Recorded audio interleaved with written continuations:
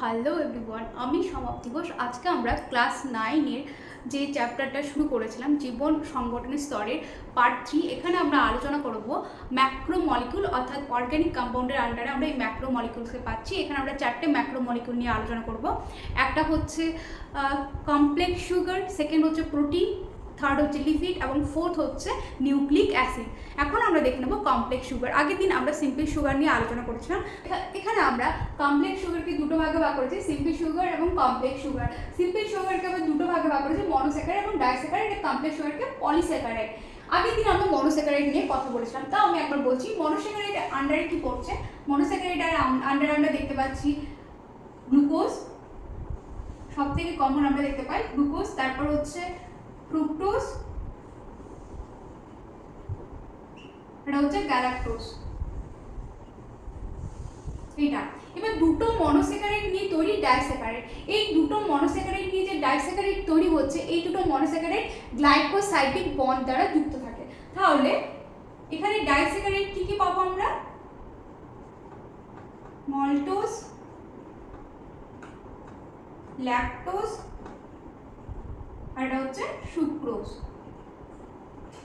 এই মাল্টোজ কি দিয়ে গঠিত? ডাইস্যাকারাইড মানে হচ্ছে দুটো মনোস্যাকারাইড আমাকে লাগবে, তো এই মাল্টোজ তৈরি হয় গ্লুকোজ প্লাস গ্লুকোজ। ল্যাকটোজ কি দ্বারা গঠিত? গ্লুকোজ প্লাস হচ্ছে গ্যালাক্টোজ। আর এই সুক্রোজ তৈরি হয়েছে ফ্রুক্টোজ প্লাস হচ্ছে গ্লুকোজ। এই যে দুটো ডাইস্যাকারাইডের এক একটা করে মনোস্যাকারাইড নিয়ে ডাইস্যাকারাইড তৈরি হয়েছে, এই যে বন্ডে যুক্ত থাকে সেটাকে বলা হয় গ্লাইকোসাইডিক বন্ড। Glycosidic bond.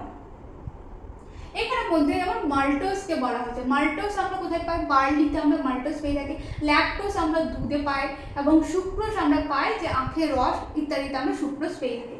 এবার হচ্ছে পলিস্যাকারাইড। পলিস্যাকারাইড কাকে বলবো? বা কমপ্লেক্স সুগার যেটাকে ভাগ করেছি, সেখানে আমরা কি কি পাচ্ছি? পলিস্যাকারাইড এখানে হচ্ছে দুইয়ের বা তার অধিক যেসব মনোস্যাকারাইড নিয়ে গঠিত যেসব কম্পাউন্ডগুলোকে, তাকেই বলা হচ্ছে পলিস্যাকারাইড। এখানে আমরা কি দেখতে পাই? স্টার্চ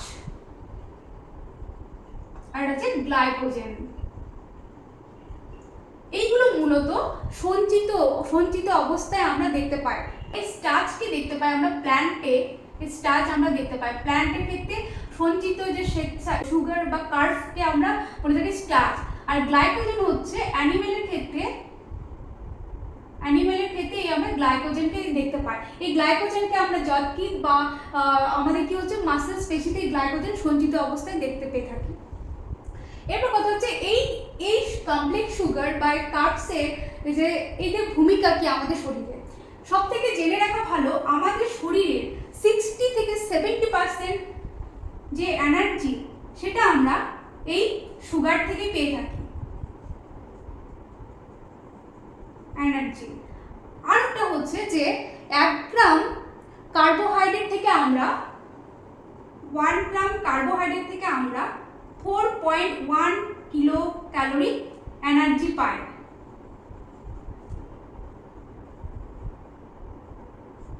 এছাড়া আমরা কি বললাম, যেগুলো অতিরিক্ত পরিমাণের যেগুলো সুগার আমাদের বডিতে কি হিসাবে সঞ্চিত হয়? স্টার্চ প্ল্যান্টের ক্ষেত্রে, এবং অ্যানিমেলের ক্ষেত্রে গ্লাইকোজেন রূপে আমাদের বডিতে সঞ্চিত অবস্থায় থাকে।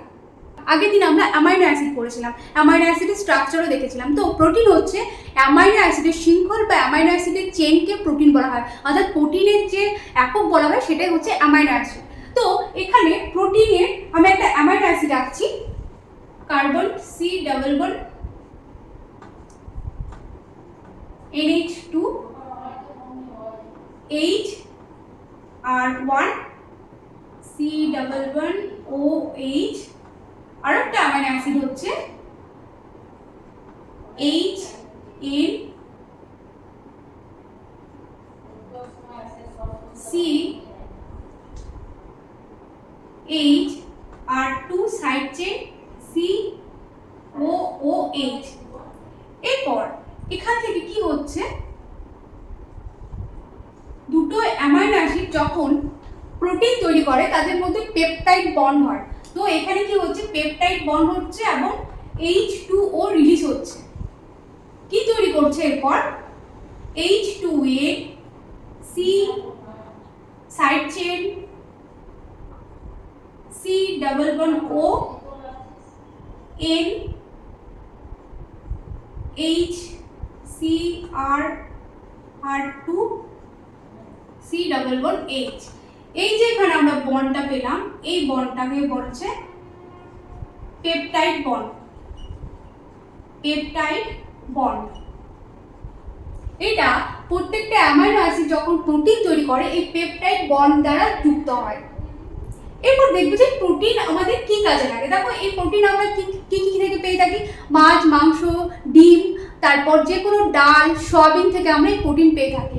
এই প্রোটিন আমাদের শরীরে যে প্রয়োজনীয় এনার্জি 10 থেকে 12% এই প্রোটিন আমাদের শরীরে এনার্জি সরবরাহ করে। এছাড়া আমরা দেখতে পাই 1 গ্রাম প্রোটিন থেকে আমরা 4.1 কিলো ক্যালোরি এনার্জি পেয়ে থাকি। এছাড়াও কি হচ্ছে, আমাদের শরীরে যে হরমোন বা উৎসেচকগুলো এই প্রোটিন দ্বারাই তৈরি, অর্থাৎ এনজাইম এবং হরমোনস এগুলো কি দ্বারা তৈরি, এই প্রোটিন দ্বারাই তৈরি। এই প্রোটিন আবার কি হয়, সিম্পল প্রোটিন। সিম্পল প্রোটিন কাকে বলবো, সিম্পল প্রোটিন। সিম্পল প্রোটিন হচ্ছে যেসব প্রোটিন শুধুমাত্র অ্যামাইনো অ্যাসিড দ্বারাই তৈরি তাকে আমরা বলি সিম্পল প্রোটিন। যেমন আমাদের ব্লাডে পাই অ্যালবুমিন। এরপর হচ্ছে conjugate protein. Conjugate protein, conjugate protein কি হচ্ছে, প্রোটিন প্লাস অপ্রোটিন অংশ জুড়ে তৈরি হয় কনজুগেট প্রোটিন। এটার এক্সাম্পল হচ্ছে হিমোগ্লোবিন। হিমোগ্লোবিন এখানে কি পাচ্ছি, এই যে গ্লোবিন আমরা পাচ্ছি, গ্লোবিন হচ্ছে প্রোটিন, এবং এই যে হিম হচ্ছে নন প্রোটিন। তাহলে এটা হয়ে গেল কনজুগেট। ডেরাইভড প্রোটিন বা লব্ধ প্রোটিন। সিম্পল প্রোটিন এবং কনজুগেটেড প্রোটিন মিলে তৈরি করে ডেরাইভড বা লব্ধ প্রোটিন বা লব্ধ প্রোটিন। লব্ধ প্রোটিন এখানে কি, এখানকার এক্সাম্পল এটা হচ্ছে আমাদের শরীরে বিপাকের ফলে উৎপন্ন হয়, যেমন প্রোটিওজ আর পেপটোজ। এটা ছিল প্রোটিনের পুরো ভূমিকা আমাদের শরীরে কি কি কাজে লাগে। এরপর দেখবো যে লিপিড। লিপিড কি, লিপিড হচ্ছে ফ্যাটি অ্যাসিড এবং গ্লিসারলের এস্টারকে বলা হয় লিপিড। এই লিপিড আমরা কোথায় থেকে পেয়ে থাকি, এই লিপিড আমরা পাই ঘি, মাখন, তেল। এই লিপিড কি বললাম, গ্লিসারল এবং ফ্যাটি অ্যাসিডের এস্টারকে লিপিড বলা হয়। লিপিডকে যদি আমি দুই ভাগে ভাগ করা তাহলে পাই সিম্পল লিপিড। যদি বলি সিম্পল লিপিড, এটা কি নিয়ে গঠিত, এটা গঠিত গ্লিসারল এবং ফ্যাটি অ্যাসিড নিয়ে গঠিত। তো গ্লিসারলের কি জানি, CH3 CH2 CH3, এটাকে বলি আমরা গ্লিসারল। এরপর এদের প্রত্যেকটা কার্বনের সাথে ফ্যাটি অ্যাসিড যুক্ত হবে। ফ্যাটি অ্যাসিড যুক্ত হলে কি তৈরি করবে,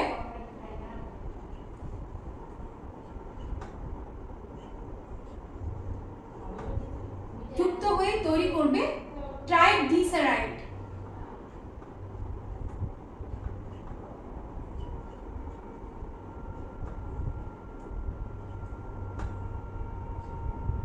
এটা তৈরি করবে ট্রাইগ্লিসারাইড। ওকে,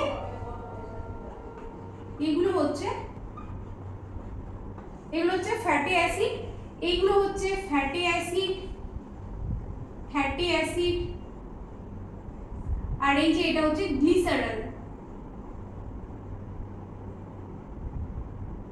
এগুলো হচ্ছে এস্টার বন্ড দ্বারা যুক্ত আছে। তাহলে ওটা হচ্ছে এটা হলো সিম্পল লিপিড। তাহলে সিম্পল লিপিডে কি দেখতে পেলাম, গ্লিসারল এবং ফ্যাটি অ্যাসিড। এরপর আবার আমরা এটাও দেখতে পাই ফসফোলিপিড। ফসফোলিপিড আগে দিন আমি শর্টে খুব ডিটেইলসে পড়েছি। ফসফোলিপিড হচ্ছে, এখানে যদি বলি গ্লিসারল, গ্লিসারলে আমরা দেখি তিনটে বন্ড আমরা দেখতে পেলাম। এখানে এই দুটোতে আছে ফ্যাটি অ্যাসিড, একটা স্যাচুরেটেড এবং একটা আনস্যাচুরেটেড। তার সাথে যদি আরো একটা যে কার্বনের যদি আমরা বন্ড দেখি, এখানে আছে ফসফেট। ফসফেট এই যে ফর্মটা, এটাকে বলা হয় ফসফোলিপিড। এছাড়া আমরা কি দেখতে পাই, গ্লাইকোলিপিড। গ্লাইকোলিপিডে কি হচ্ছে, লিপিড, অর্থাৎ লিপিডের সাথে কি যুক্ত দেখতে পাবো আমরা, শর্করা বা সুগার অ্যাড থাকে, তখন তাকে আমরা গ্লাইকোলিপিড বলি।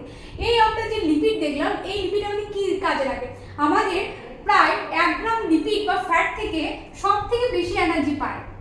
9 কিলো ক্যালোরি এনার্জি পায় 1 গ্রাম ফ্যাট থেকে আমরা এই এনার্জি পেয়ে থাকি। তাছাড়াও আমাদের শরীরে ত্বকের নিচে অ্যাডিপোজ টিস্যুতে মেদ রূপে জমা থাকে এই ফ্যাট।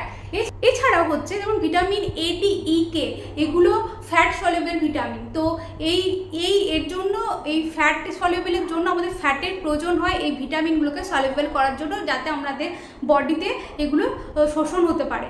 এছাড়াও বিভিন্ন রকমের যে হরমোন আমাদের শরীরে পেয়ে থাকে, যেমন টেস্টোস্টেরন বা এস্ট্রোজেন, ভিটামিন ডি, এইগুলো কি হচ্ছে কোলেস্টেরল থেকে এগুলো উৎপন্ন হয়। এবার দেখুন নিউক্লিক অ্যাসিড। তো নিউক্লিক অ্যাসিড আমরা কি জানি যে ডিএনএ এবং আরএনএ হচ্ছে এই নিউক্লিক অ্যাসিড। এই নিউক্লিক অ্যাসিড কি হচ্ছে, নিউক্লিক অ্যাসিডের মধ্যে আমরা কি দেখতে পাই যে নিউক্লিক অ্যাসিডের একক, নিউক্লিক অ্যাসিড কি দ্বারা গঠিত, নিউক্লিওটাইড দ্বারা গঠিত। আগের দিন আমরা নিউক্লিওটাইড নিয়ে কথা বলেছিলাম। নিউক্লিওটাইডের মধ্যে আমরা কি দেখতে পেয়েছিলাম, সুগার কি ছিল, তারপরে ছিল নাইট্রোজেন বেস,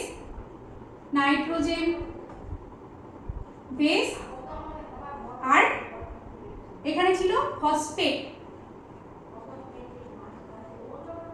তাহলে কি দেখতে পেলাম, নাইট্রোজেন বেস, সুগার এবং ফসফেট, এই তিনটে নিয়ে তৈরি হয়েছিল নিউক্লিওটাইড। এই নিউক্লিওটাইডগুলো একের পর এক রৈখিক আকারে যুক্ত হয়ে অ্যান্টি প্যারালালি এগুলো থাকে। এটা আমরা দেখতে পাই ডিএনএ, কারণ ডিএনএ হচ্ছে দ্বিতন্ত্রী অর্থাৎ ডাবল হেলিক্স দ্বারা গঠিত। তাহলে এটা আমরা দেখতে পাচ্ছি ডিএনএ ক্ষেত্রে কি দেখতে পাচ্ছি, এখানে সুগার, এখানে ফসফেট, এরপর সুগারের উপরে কি থাকে, নাইট্রোজেন বেস। এখানে যদি আমি অ্যাডিনিন আঁকি, তাহলে ডিএনএ ক্ষেত্রে এর অপোজিট কি, পাইরিমিডিন হবে থাইমিন, এটা ডবল বন্ড থাকে। আরেকটা হচ্ছে এখানে আমি গুয়ানিন, তাহলে এর উল্টো দিকে হবে সাইটোসিন, বা এখানে আমি যদি থাইমিন, তাহলে তার উল্টো হবে অ্যাডিনিন। তাহলে এখানে কি দেখতে পেলাম যে এটা সুগার এবং ফসফেট, এটা হচ্ছে নাইট্রোজেন বেস, এটা একটা নিউক্লিওটাইড। এই নিউক্লিওটাইডগুলো পরপর যুক্ত হয়ে অ্যান্টি প্যারালালি তাদের সাথে এই নাইট্রোজেন বেসগুলো হাইড্রোজেন বন্ড দ্বারা যুক্ত থাকে। এখানে আমরা আরেকটা জিনিস দেখতে পাই, এটা যদি 5 প্রাইম হয় তাহলে এটাতে 3 প্রাইম, আর এটা আমি কি করছি, এটা 5 প্রাইম হলে এটা 3 প্রাইম। তাহলে দেখতে পাচ্ছ একটা 5 to 3, একটা 5 to 3 এই ডাইরেকশনে হচ্ছে, একটা এই ডাইরেকশন এবং এইটি আরেকটা বিপরীত ডাইরেকশনে, এটাকে বলা হয় অ্যান্টি প্যারালাল। এটা হচ্ছে ডিএনএ এর ক্ষেত্রে। কিন্তু আরএনএ তে আমরা কি জানি, আরএনএ হচ্ছে একতন্ত্রী। আরএনএ এর মধ্যে আমরা কি কি আরএনএ পাই, এমআরএনএ অর্থাৎ মেসেঞ্জার আরএনএ, আর এটা হচ্ছে টিআরএনএ ট্রান্সফার আরএনএ, আর একটা হচ্ছে আরআরএনএ অর্থাৎ রাইবোজোমাল আরএনএ। এই আরএনএ কে আমরা অনেক ভাইরাসের ক্ষেত্রে একটা জেনেটিক ম্যাটেরিয়াল রূপে পাই। আর ডিএনএ কে তো আমরা জানি, ডিএনএ আমাদের কি, ডিএনএ আমাদের বংশগতির বাহক হিসাবে কাজ করে, ইনহেরিটেন্সে, ঠিক আছে। তাহলে কি দেখলাম, নিউক্লিক অ্যাসিড কি, ডিএনএ এবং আরএনএ। নিউক্লিক অ্যাসিড কি দ্বারা গঠিত, নিউক্লিওটাইড। নিউক্লিওটাইডগুলো কি হচ্ছে একটার পর একটা সরল রেখা সজ্জিত হয়ে অ্যান্টি প্যারালালি তারা অবস্থান করছে। এটা দেখলাম ডিএনএ ক্ষেত্রে। আর কি দেখলাম যে এখানে নাইট্রোজেন বেসের সাথে কি হাইড্রোজেন বন্ড দ্বারা এটা যুক্ত আছে। ডিএনএ হচ্ছে ডাবল হেলিক্স, আর আরএনএ হচ্ছে সিঙ্গেল হেলিক্যাল স্ট্রাকচার। এটাই ছিল macromolecules. Thank you so much. Next আমরা কথা বলবো সেল অর্গানেলসকে নিয়ে। দেখতে থাকো, প্লিজ সাবস্ক্রাইব মাই চ্যানেল তোমরা যদি সাবস্ক্রাইব করো তাহলে আমার ভিডিও দিতে আরও একটু ইন্সপিরেশন পাবো। Thank you so much.